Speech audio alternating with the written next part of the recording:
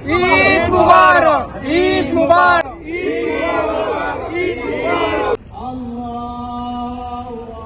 ইতালিতে যথাযোগ্য মর্যাদা, ধর্মীয় ভাবগম্ভীর্য ও উৎসবমুখর পরিবেশে পবিত্র ঈদ উল আধা উদযাপিত হয়েছে।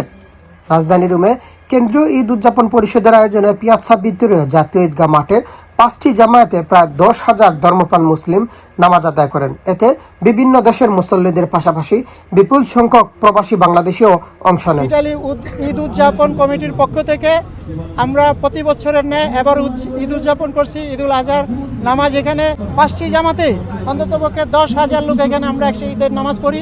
এখানে সকল রাজনৈতিক, সামাজিক, আঞ্চলিক, সাংবাদিক, ব্যবসায়ী সকলে মিলে আমরা এক কাতারে দাঁড়িয়ে ঈদের নামাজ আদায় করি। কেন্দ্রীয় ঈদ উদযাপন পরিষদ আয়োজিত ঈদের নামাজে প্রধান অতিথি হিসেবে অংশগ্রহণ করেন বাংলাদেশ দূতাবাসের প্রথম সচিব আসিফ আনাম সিদ্দিকী। তিনি বলেন, বাংলাদেশের নতুন সরকারের নেতৃত্বে দেশের অভ্যন্তরীণ সমস্যার উদ্যোগ নিচ্ছেন, তাই সকলকে দেশের উন্নয়নে কাজ পরিচালনা করার আহ্বান জানান। আমাদের বাংলাদেশে নতুন সরকার গঠিত হয়েছে।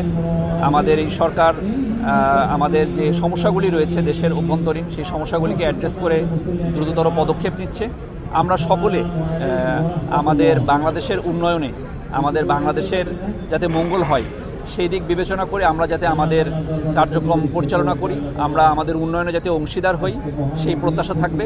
আমাদের দেশ নায়ক, আমাদের রাষ্ট্রনায়ক, আজকের প্রধানমন্ত্রী জনাব তারেক রহমানের নেতৃত্বে আগামী বাংলাদেশ বিনির্মাণে আমরা ইতালি বিএনপির পক্ষ থেকে সবাই সহযোগিতা করব এবং উনি যেভাবে দেশ পরিচালনা করছেন, দেশের যে মমত্ব ভাব নিয়ে দেশকে লালন করছেন, দেশের প্রতি ওনার যে ভালোবাসা, উনি দেশকে গড়ার জন্য যে সবাই সহযোগিতা চেয়েছেন, আমরা ইতালি বিএনপির পক্ষ থেকে ওনাকে সহযোগিতা করব। আমরা ইতালি যুবদলের পক্ষ থেকে সারা বাংলাদেশ এবং সকল প্রবাসী ভাই বোনদেরকে জানাচ্ছি ঈদ মুবারক। ঈদের নামাজে মুসলিম উম্মার শান্তি, সমৃদ্ধি ও বিশ্ব মানবতার কল্যাণ কামনা করে বিশেষ দোয়া মুনাজাত করা হয়। নামাজ শেষে মুসল্লিরা একে অপরের সঙ্গে কুলাকুলি ও ঈদ শুভেচ্ছা বিনিময় করেন। দেশ ও প্রবাসে সবাইকে জানাচ্ছি ঈদুল আজহারের শুভেচ্ছা। ঈদের শুভেচ্ছা, ঈদ মুবারক। মুবারক। ইতালি যুবলীগের পক্ষ থেকে পবিত্র ঈদুল আজহার শুভেচ্ছা, ঈদ মুবারক। এছাড়াও ইতালির রোম, মিলান, ভেনিস, নাপোলি সহ বিভিন্ন শহরে খোলা মাঠে ও মসজিদে প্রায় শতাধিক স্থানে ঈদের একাধিক জামায়াত অনুষ্ঠিত হয়। এদিকে দেশে সম্প্রতি ঘটে যাওয়া শিশু ও নারী নির্যাতন বন্ধে সকলকে সচেতন করতে ঐক্যবদ্ধভাবে কাজ করার আহ্বান জানান প্রবাসীরা। আজকে বাংলাদেশের যেই শিশু নির্যাতন এবং নারী নির্যাতন, আজকের এই দিন থেকে আমরা সবাই শপথ নেই, এই শিশু নির্যাতন থেকে আমরা দেশকে মুক্ত করব, নারী নির্যাতন থেকে আমরা দূরে থাকব, আমরা সবাইকে সচেতন করার চেষ্টা করব।